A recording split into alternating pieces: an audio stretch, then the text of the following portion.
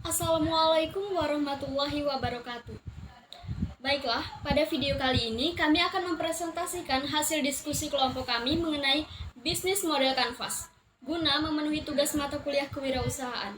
Nah, sebelumnya izinkan saya memperkenalkan anggota kelompok saya terlebih dahulu yang beranggotakan Aster Cesa Amalia, Tegar Dwi Putra, Naya Azahra Sumantri, Sheila Gina Zahra, Ujang Fauzan, Muhammad Fauzi, Farhan Hadi, Dina Amalia Bushiro, Irham Habibi, dan saya sendiri Irsyana Apriandini.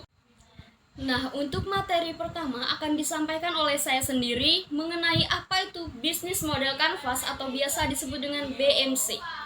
Dalam bukunya Business Model Generation di tahun 2010, Osterwalder dan Pigneur membuat kerangka bisnis modal yang berbentuk kanvas dan terdiri dari 9 kotak atau elemen yang saling berkaitan.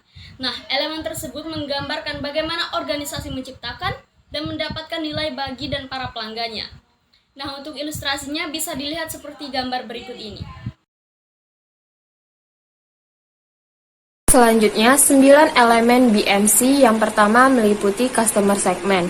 Pihak yang menggunakan jasa atau produk dari organisasi, mereka yang berkontribusi dalam memberikan penghasilan organisasi. Kelompok orang atau organisasi yang dituju oleh perusahaan untuk dilayani. Ragam customer segment, pasar terbuka. Tidak membedakan segmen pelanggan dan hanya fokus terhadap pelanggan yang memiliki kebutuhan dan masalah yang sama. Contohnya produsen, pesawat, dan televisi. Ceruk pasar, target pasarnya hanya melayani segmen pelanggan tertentu. Contohnya gerbong khusus eksekutif dan PT KAI. Ragam customer segment lanjutan meliputi pasar melayani 2 atau lebih segmen pelanggan yang saling ketergantungan. Contohnya, layanan kartu kredit dan bank. Selanjutnya, value proposition. Yang pertama, satu keunikan yang menentukan mengapa produk atau jasa tersebut pantas dipilih oleh pelanggan. Yang kedua, keunikan harus menonjol dari pesaing. Yang ketiga, memecahkan masalah pelanggan dan memenuhi keinginan pelanggan. Yang keempat, ragam value proposition. Macam-macam diantaranya adalah yang pertama, newness, itu nilai kebaruan. Contohnya teh kotak. Yang kedua, performance, itu peningkatan kinerja produk atau jasa. Contohnya produsen prosesor komputer. Yang ketiga, customization, itu disesuaikan dengan kebutuhan pelanggan. Contohnya sepeda motor Scoopy yang ditunjuk untuk pelanggan perempuan. Yang keempat, getting the job done, itu nilai yang diciptakan dengan membantu pelanggan melakukan kerjaan tertentu. Contohnya advertising agency. Yang kelima, brand. Yang keenam, price. Yang ketujuh, cost reduction. Yang ke-8, risk reduction. Yang ke-9, accessibility. Yang ke-10, convenience.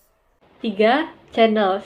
Yang pertama, bagaimana organisasi berkomunikasi dengan pelanggan segmennya dan menyampaikan value proposition-nya.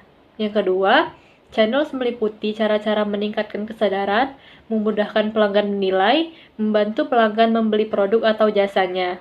Contoh, Toyota dengan test drive dan personal assistance, Astra World Service layanan urna jual. Lalu, fungsi channels.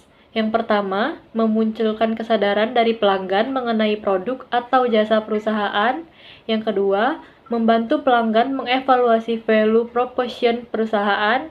Yang ketiga, memfasilitasi pelanggan membeli produk atau jasa perusahaan. Yang keempat, menyampaikan value proposition kepada pelanggan. Dan yang terakhir, menyediakan dukungan pasca penjualan. Customer relationship bertujuan untuk mendapatkan pelanggan baru, mempertahankan pelanggan lama, dan menawarkan produk atau jasa lama dan baru pada pelanggan lama. Contoh, personal assistant nasabah besar Bank Mandiri. Ragam customer relationship. Personal assistance, pola hubungan didasarkan pada interaksi manusia. Dedicated personal assistance, memberikan perlakuan istimewa kepada pelanggan sebagai pribadi khusus. Self-service, menyediakan sarana untuk melakukan hubungan dengan pelanggan. Automate service, pelanggan mendapat pelayanan istimewa namun semuanya serba otomatis. Ragam customer relationship lanjutan. Communities, membangun hubungan dengan pelanggan tidak secara individual tapi sebagai kelompok. Contoh, acara wisata oleh Polygon. Co-creation, perusahaan melibatkan pelanggan untuk menciptakan nilai bagi pelanggan itu sendiri. Contoh jasa desain interior dan eksterior rumah. Revenue stream yaitu aliran dana masuk, bagaimana organisasi memperoleh uang dari setiap customer segmen. Terdapat dua jenis pendapatan, diantaranya transaksional dan pengulangan atau recurring. Ragam revenue stream atau penjualan aset yaitu biaya pemakaian, sewa, biaya langganan, lisensi, biaya jasa perantara, iklan, dan donasi. 6. Key resource. 1. Menggambarkan aset-aset terpenting yang menentukan keberhasilan pengoperasian model bisnis. 2. Meliputi sumber daya fisik atau bangunan kendaraan, peralatan. 3. Uang. 4. Akses aset intelektual atau merek, hak cipta, paten, database pelanggan. 5. Sumber daya manusia. 6. Ragam key resource. 1. Manusia. 2. Fasilitas. 3. Teknologi. 4. Intelektual. 5. Channels. 7. Key activities. Kegiatan yang menentukan suatu model bisnis. Elemen ini beneran penting dalam mewujudkan value proposition. Ragam key activities. Operasi produksi, operasi jasa atau pelayanan, platform dan jaringan.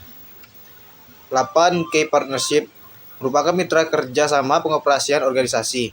Organisasi membutuhkan kemitraan ini untuk berbagai motif seperti penghematan, pengurangan risiko, dan pembelajaran.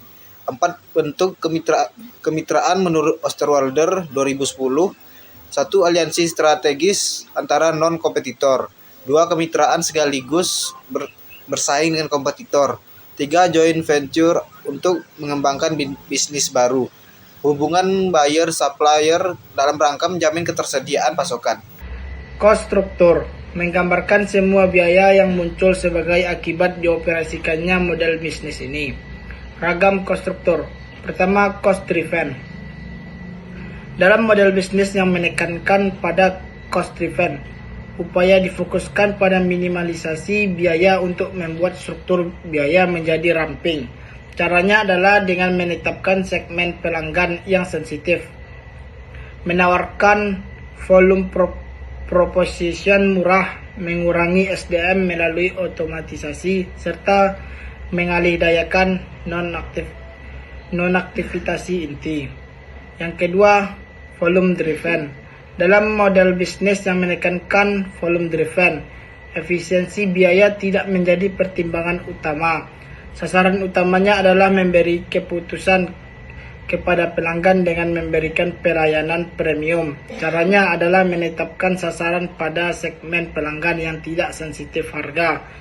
Volume proposition yang menawarkan kemewahan dan pelayanan personalisasi. Baiklah, ini contoh dari bisnis model Canvas dari perusahaan Kaskus. Key partners, yang pertama ada anggota Kaskus yang ingin memberikan informasi. Kedua, ada supplier infrastruktur IT. Key activities, yang pertama ada IT, kedua ada marketing. Value proposition, yang pertama ada tempat diskusi dan berbagai informasi gratis. Kedua, ada tempat promosi produk dengan murah. Ketiga, tempat jual beli untuk barang-barang umum atau unik. Customer relationship, yang pertama ada komunitas regional dan trade. Kedua, ada word of mouth.